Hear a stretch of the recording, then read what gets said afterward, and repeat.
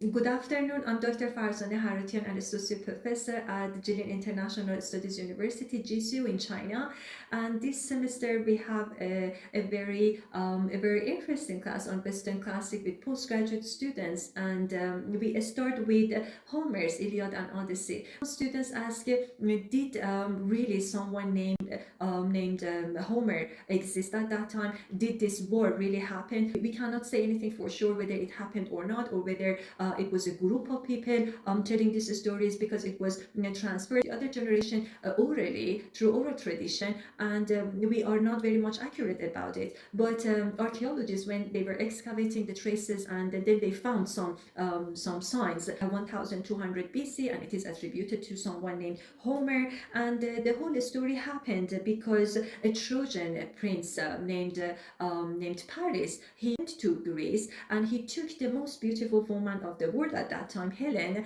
She was married. She was married to a Greek king, but he took her and brought her to Troy. This was the beginning of all war. And why did this happen? Because at that time, gods were controlling everything. Gods destined people to have a particular in their life. So one of the gods, when they were fighting, destined that Paris should marry the most beautiful woman, and at that time it was Helen. So that's why he went all the way to Greece to take Helen. And this is the beginning of all the war for that lasted about 10 years. Finally, Greeks won the war by hiding inside a wooden horse. War in two long poems, and I can say that Iliad is not covering the whole war, but it's just only a few weeks in the 10th year. As the greatest Greek warrior, Achilles, he gets angry because he didn't participate in the war with Agamemnon, the commander at that time, and instead his friend took his armor and he went for the war, and he was killed by Hector, who was said to be a noble, faithful, brave character, and he was the first son of Priam, the king of Troy. And so because he was very angry, he went for the second war and he killed Hector and he dragged his body. Priam, the loving father, couldn't see this, and he went all the way at night to beg him to give him the body for a nice funeral. So the whole story, as you see, is about fate, destiny, is about gods controlling everything. So human beings have no ability, have no control over their actions. This is all destined for them, and it's all about, because it's epic. Epic is a long narrative poetry about valor, about bravery, about courage, glory, honor.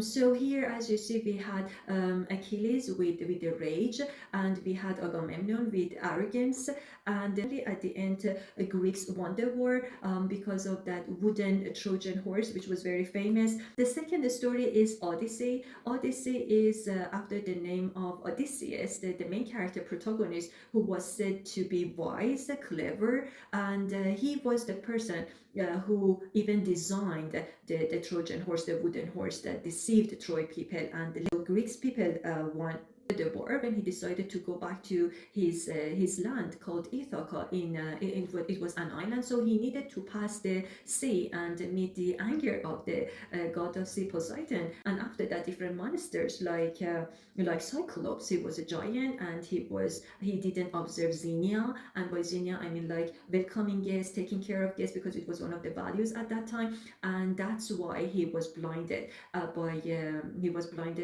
Odysseus. And also when he asked Odysseus, what is your name, he said, I'm nobody.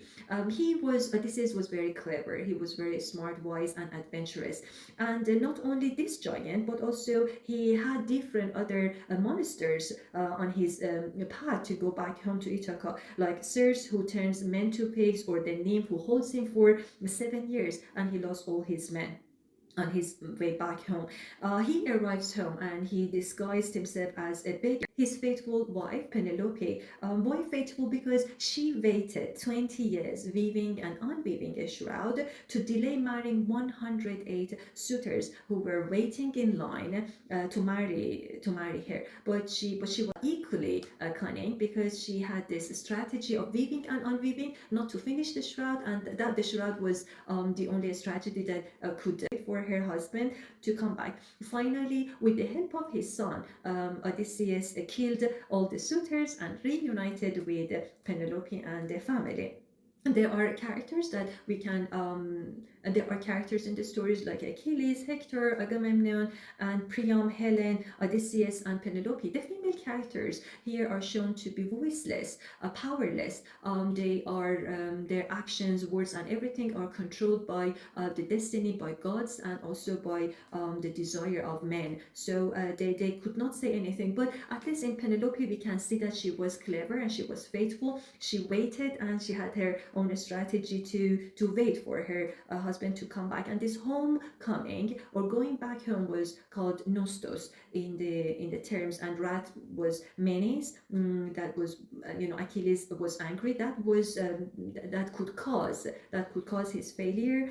And so the whole story, this epic story, long narrative poetry, is all about valor, bravery, honor, glory. It's about living short but gloriously. The whole story is about fate and God's human lack of control over their life. And it's about aristocracy. It's about Aristotle, that in Poetics he says Homer is the supreme poet because he unites action around one hero instead of telling the whole war. You cannot talk about classics without considering Homer, Greek tradition, and Socrates, Plato's Republic, and also Aristotle's Poetics. They were dealing with literature, poetry, and they had opposing ideas, because one thought that this is imitation, the other one was thinking that this is all about emotion and maybe not sensible, it should be only reason. So we can look at the story and the plot and the characters from different perspectives and lenses, like for example feminism, structuralism, and there is one good quotation I want to read it to you. I have endured what no one on earth has ever done before. I put to my lips the hands of the man who killed my son. And this is Priam to Achilles, shared grief transcends war. So that was it about Homer's Iliad and Odyssey.